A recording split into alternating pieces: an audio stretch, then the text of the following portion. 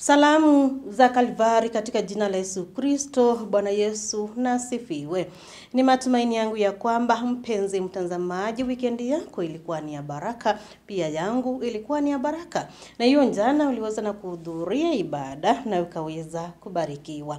Basi asubuhi ya leo niko hapa kukukaribisha katika kipindi cha Manyunyu ya Baraka, kipindi ambacho utuinua kiroho, kipindi ambacho utubariki na utufunza mengi ambayo huwa yanatokana na neno la Mwenyezi Mungu, ile watu tunaletewa tu na watumishi wake. Na kuanzia hii leo tutakuwa na mtumishi wa Mwenyezi Mungu ambaye anajulikana kama Reverend Salome Mutua kutoka kanisa la ABC Nguluni, Kangundo Pastorate, Machakos Sub and Quarter. Mimi hapa ni Pastor Lucy Michael nikikwambia kwamba karibu sana kila asubuhi, kila siku, wiki yote, tuendelee na kuogelea ndani ya hayo manyunyu ili tuzidi na kubarikiwa kwa pamoja. Jambo mpendwa msikilizaji, ningelipenda kukualika mara tena katika neno la siku ya leo. Na ningelipenda tukaweze kunena katika kitabu cha Yohana, sura hiyo ya kwanza, kuanzia mstari ule wa kwanza tukafike mstari wa 5. Na ningelipenda tukaweze kuomba. Mfalme wetu naishi na unayetawala, tunakushukuru ni kwa ajili ya siku ya leo, kwa ajili ya kutupa uhai ili tukaweze kuwepo.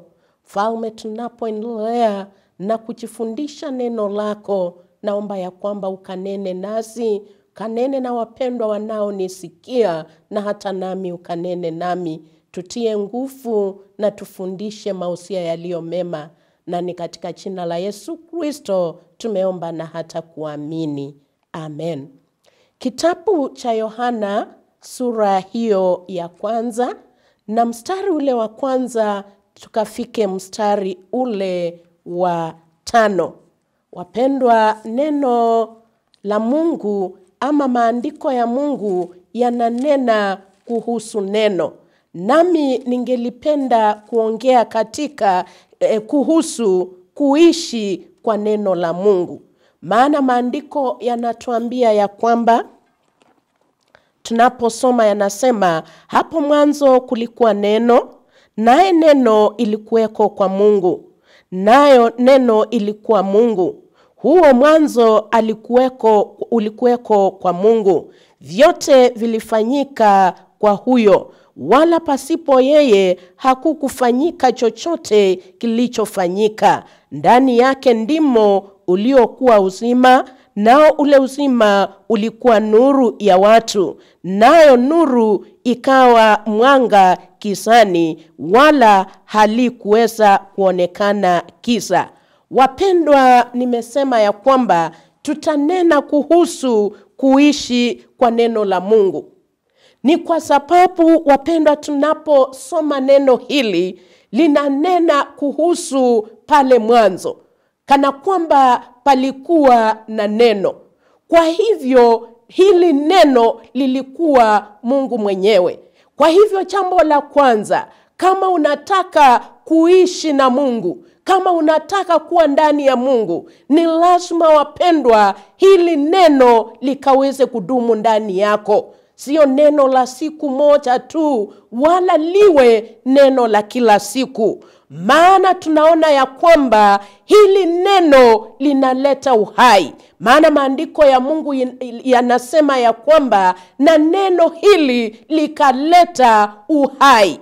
Bila neno hatuna uhai ndani yetu. Bila neno, wapendwa, ni kama tumekufa. Tunaendelea tu ndio, lakini kiroho tumekufa. Kwa hivyo ni vyema tukawe na neno. Maana kwanza neno litaleta uhai ndani yetu. Wale wanaosoma neno, wale ambao kila wakati kutafakari juu ya neno la Mungu, kuna uhai ndani yao. Jambo la pili, kuna mwanga ama kuna mwangaza ndani yao. Maana hili neno, lilipokuwepo neno, liliondoa kiza ambalo lilikuwepo. Kwa hivyo wapendwa, kama ungelipenda kuondolewa, kutojua, kutofahamu yale ambayo siyo mema, ni lazima ukae katika neno. Maana neno litaleta mwangaza, litaleta mwanga katika maisha yako ya kila siku. Kwa hivyo utakuwa mtu ambaye utatembea katika mwanga. Utatembea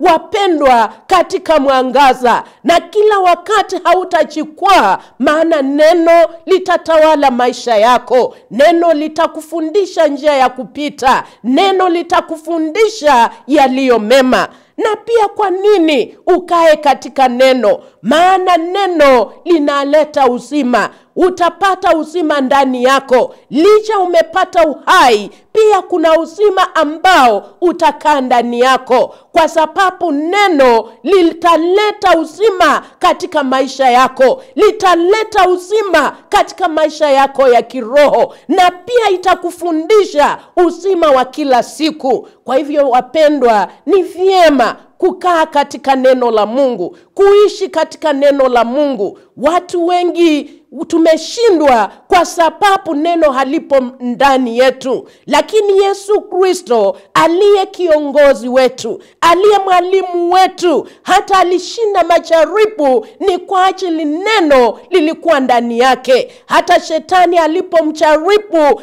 alinena naye na akamkana kwa neno, akamwambia ya kwamba imeandikwa. Nasi ni lazima ili tuwe na uhai, ili tuwe na hata mwanga, ili tuwe na uzima, ni lazima neno la Mungu likakae ndani yetu. Tukaishi kwa neno, tukakariri maandiko, hata wakati wa shida tukasimame na kudai vile neno la Mungu linavyosema. Pia ukaweze kukaa hata shetani unapoomba ukamkemee kwa neno la Mungu. Kwa uwezo wetu, kwa hekima zetu hatutaweza, lakini tukikaa kwa neno la Mungu, wapendwa, tutakuwa na uhai, tutakuwa na mwanga ndani yetu, na pia uzima utadumu ndani yetu. Kwa hivyo wapendwa, hebu ukatafakari kuhusu vile unavyosoma neno la Mungu.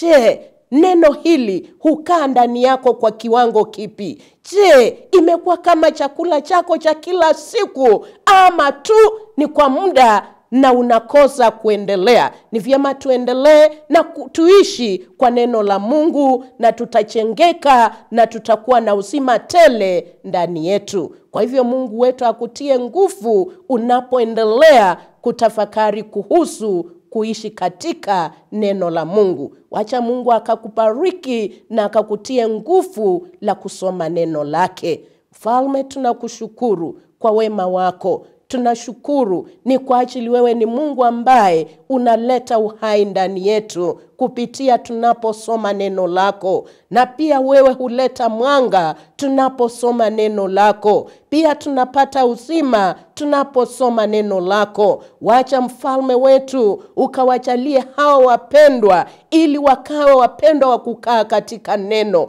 Wakasome neno wakiwa peke yao, wakasome neno katika jamii zao, wakasome neno hata katika vikundi, na Mfalme utawainua na utawaweka katika kiwango cha kubarikiwa na kushinda kila wakati. Na ni katika jina la Yesu Kristo tumeomba na hata kuamini. Amen. Utambulisho wa Yesu Kristo. Tumeweza na kufundishwa mengi, na tukaweza na kujua kwamba Yesu ni neno hapo mwanzoni, kumaanisha kwamba Yesu alikuwepo hata hapo mwanzoni.